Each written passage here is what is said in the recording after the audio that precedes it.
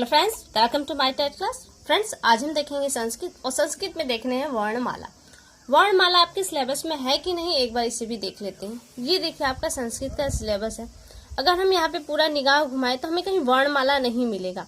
एक जगह बस आपको ये मिलेगा कि लिंग, वचन, प्रत्याहार, स्वर के प्रकार, व्यंजन के प्रकार, अनुस्वार एवं अनुनासिक व्यंजन आपको बताना है। तो यहाँ पे आप देख सकते हैं स्वर के प्रकार और व्यंजन के प्रकार, तो यही आपका वर्णमाला के अंतर्गत आ जाएगा, क्योंकि आपके अनुस्वार और नासिक भी वहीं पर आते हैं। और इसके अलावा वर्णमाला स्वयं के रूप में एक अध्याय के रूप में नहीं दिया है, एक दबे रूप में ही दिया है कि आपको वर्णमाला पढ़ना है। तो आइए हम संस्कृत की वर्णमाला देख लेते हैं। हिंदी की वर्णमाला देख चुके हैं और संस्कृत की वर्णमाला देख रहे हैं हम।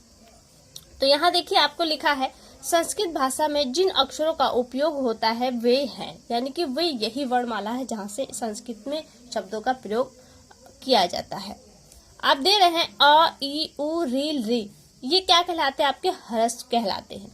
प्रश्न यहीं से भी बनता है कि इनमें कौन सा ह्रस्व है, और ये आ भी चुका है। और ये इस तरह का प्रश्न जो आया था वो विवादों में भी घिरा हुआ था। ह्रस्व कौन सा है? अ, ई, उ, री, री। आप देख रहे हैं अ, ई का बड़ा रूप भी होता है, तो यहाँ पे ये छोटे वाले रूप को लिया गया और ये क्या है आपके ह्रस्व है। छोटा री लिया गया और री क्या है आपके ह्रस्व है। री का तो दीर्घ होता ही नहीं है, बाकी चार अक्षरों के दीर्घ होते हैं, जिसे आप देख रहे हैं आ, ई, उ और री, इनका क्या होता है? दीर्घ होता है और ये दीर्घ है। यहाँ पे लिखा है सादे।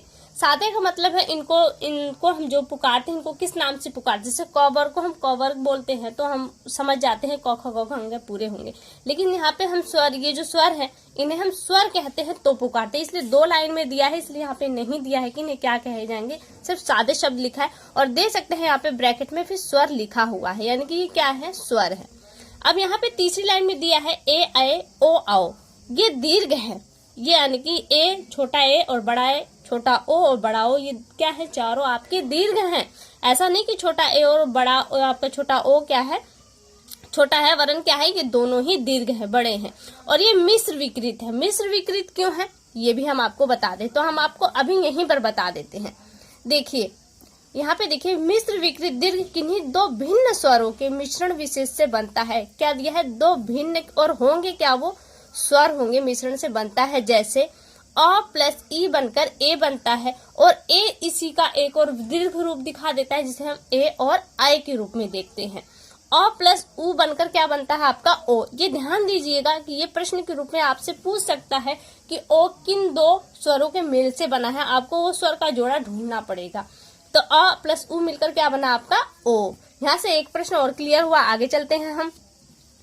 क, ख, ग, घ अंगे, ये क्या है? आपके क वर्ग हैं। हिंदी में हम इन्हें क वर्ग बोलते हैं। तो यहाँ पे समझाने के लिए क वर्ग, च वर्ग, ट वर्ग तो दिया है, लेकिन संस्कृत में इन्हें कु बोलते हैं।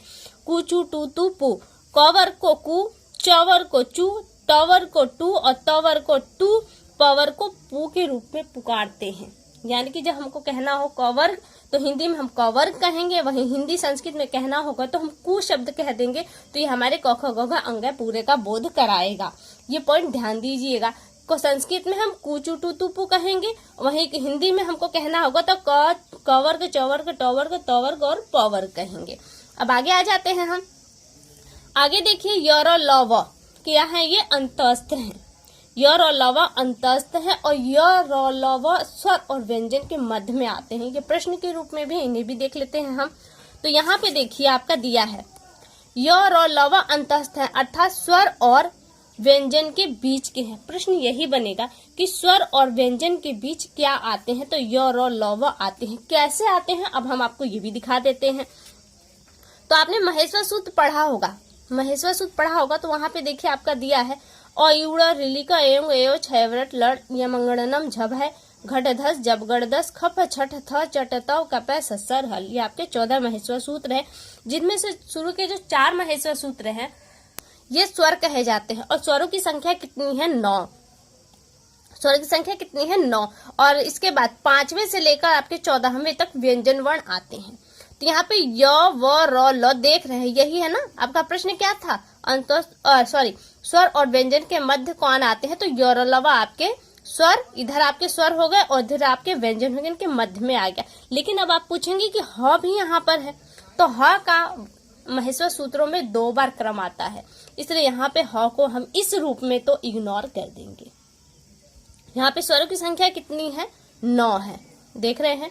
और यहाँ पे आप ये कहेंगे यह भी आपके स्वर है, क्योंकि यहाँ पे आपको स्वर के रूप में दिखा रहा है, लेकिन यहाँ पे इनकी स्वर की संख्या नहीं मानी जाती। स्वर की संख्या कितनी मानी जाती है? 9 ही मानी जाती है, ठीक है। और ये मिश्रित विकृत है, इसलिए इनको छोड़ दिया जाता है। और वहाँ पे स्पर्श व्यंजन की कितनी संख्या है? तो क से लेके आपके म तक में आपके आ जाते हैं स्पर्श व्यंजन। अंतस्थ यौरलवा आपके स्थान अंतस्थ हो जाते हैं, वहीं पे श श श आपके ऊष्म वर्ण हो जाते हैं।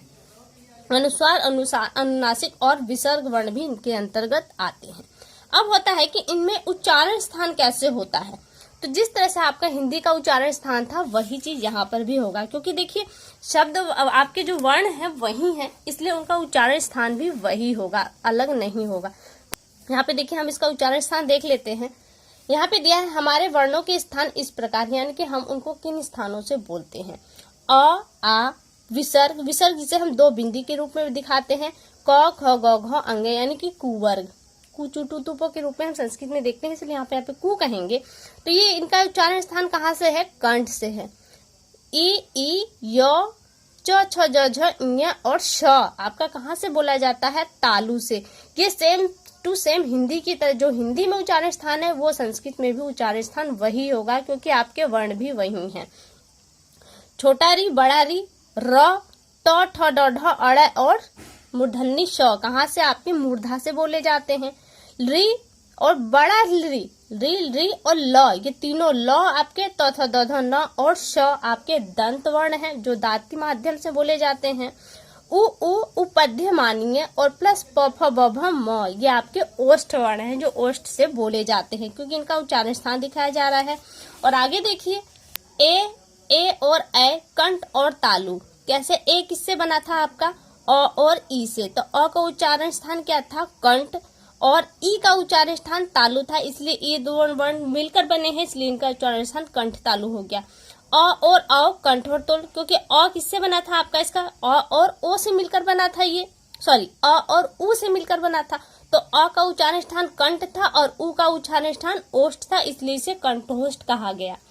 व दांत और ओष्ठ के माध्यम से बोले जाते हैं। जिह्वा मूली है वो जिह्वा के जड़ से बोले जाते हैं, और अनुस्वार नासिका के माध्यम से बोले जाते हैं। तो यहाँ से आपसे कोई वर्ण दे दिया जाएगा, जैसे आपसे पूछा जाएगा कि व का उच्चारण स्थान क्या है, तो आपको ये ध्यान पड़ना होगा कि व का उच्चारण स्थान क्या है, और उसी के अकॉर्डिंग आपको बताना होगा।